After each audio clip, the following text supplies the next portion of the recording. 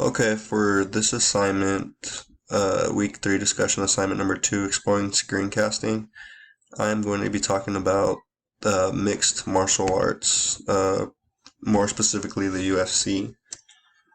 And this is about an upcoming fight card that's coming up as I'm going to it right now. Not this one, UFC 266, which is this upcoming month, the last Saturday of September at 5. I'm not going to go to it, but I'm going to watch it over pay-per-view, and it's just a super stacked card with Valentina Shevchenko and Nick Diaz and Robbie Lawler, just all old fighters that are going to fight that specific date. Also, the prelims super good and upcoming guys that are going to be fighting, and all around it's going to be a super good fight card. I'm just talking about the UFC because we go into betting.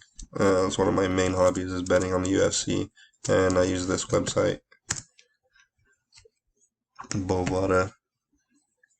I've won some pretty good amount of money from it, and I lost a little bit too, but won more than lost. So I guess that'll come into my video.